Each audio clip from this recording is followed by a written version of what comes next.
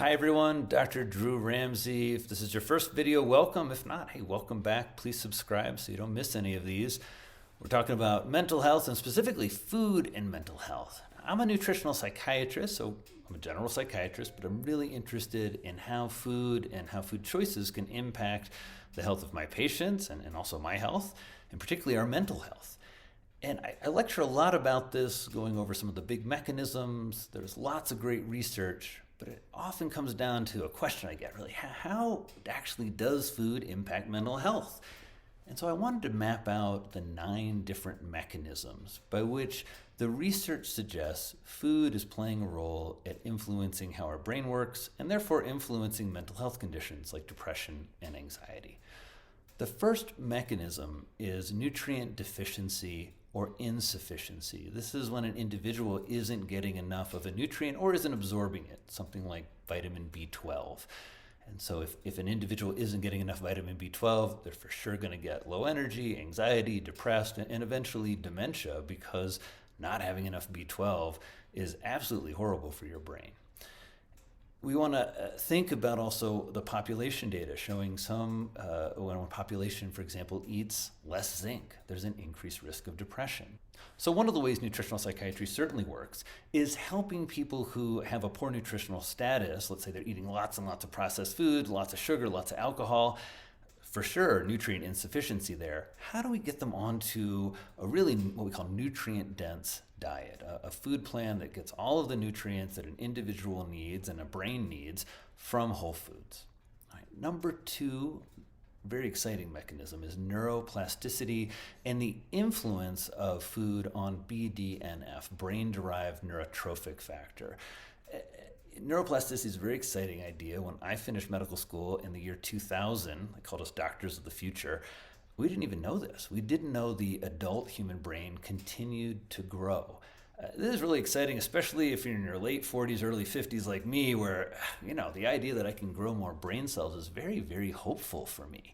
And this is also really exciting if we're struggling with mental health symptoms. The idea that a lot of patients have, right, this is permanent, I'm going to have this condition forever. Neuroplasticity gives us this notion of hopefulness, right? Now we can get our brains growing and functioning in a better way in recovery. All right. Number 3 is inflammation. Inflammation is a huge buzzword in medicine for good reasons.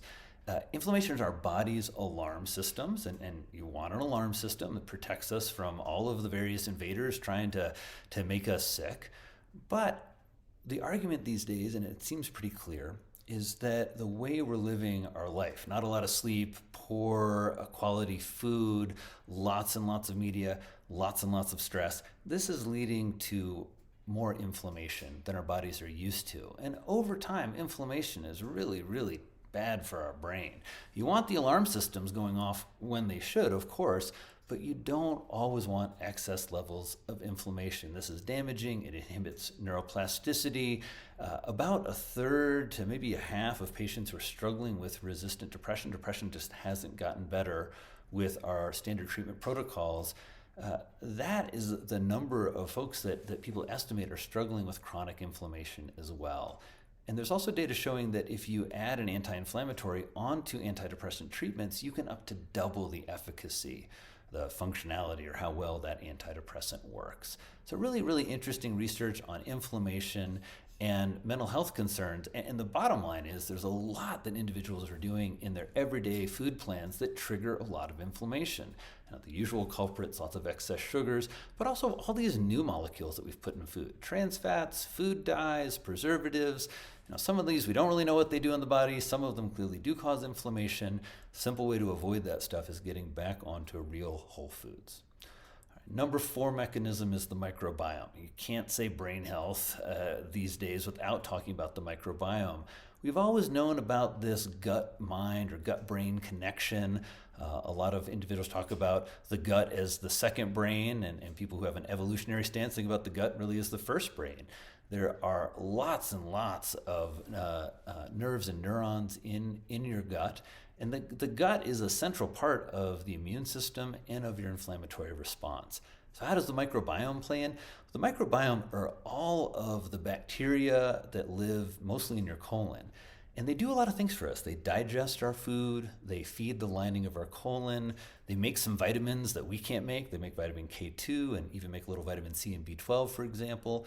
So they do a lot for us, and they send lots and lots of signals to the brain via the vagus nerve. Having a diverse microbiome, which really means eating fermented foods and eating a lot of plants, is what over time and time again seems to correlate with better health and better mental health. Right. Number 5, plants and phytonutrients. Now, first, just from a microbiome perspective, you can eat lots of fermented foods, but you've got to also feed those, what I call good bugs in my books, those organisms that promote health in our gut. You need to feed them fiber. And so getting more plants in your diet is really critical for a lot of individuals, especially folks struggling with their mental health. And with those plants, not just fiber, you get lots of vitamins, lots of minerals, but you also get what are called phytonutrients. Phytonutrients really only exist in plants. They're things like lycopene, sulforaphane, quercetin, hesperidin. They're molecules that have biological activity. A lot of times people think they're just antioxidants. They're really a lot more than that. They're signaling molecules. So some of them, for example, can cause our liver to kind of ramp up its detoxification enzymes. Others will go from the end of our fork all the way up to our brain and protect some of our brain cells. So plants and phytonutrients, one of the mechanisms that nutritional psychiatry really can help you with in terms of your mental health. Number 6, toxic effects of highly processed foods or ultra-processed foods. We call it the modern Western diet. This is a diet that has lots and lots of refined carbohydrates, lots of the wrong fats. So we're going to be getting lots and lots of vegetable oils, soybean oil, corn oil, lots of fried foods.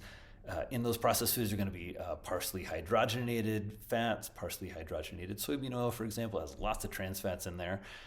Food dyes. Food dyes are correlated with, researchers estimate about 9% of the global burden of ADHD is caused by food dyes. And then an increased medication load that as individuals are eating the wrong foods, struggling with more obesity, struggling with more diabetes, we're having to have individuals take more medications. And there are always some effects of that. Number 7 is what I call the Food-cebo effect. Now, the placebo effect kind of, in some ways, has a bad rap.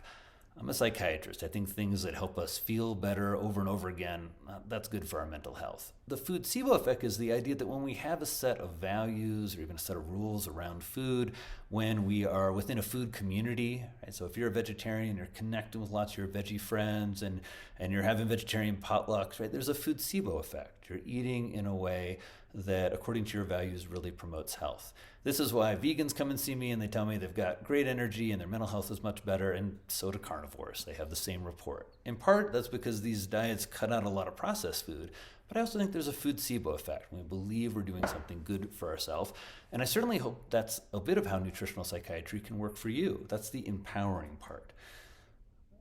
Number 8, food connection and community.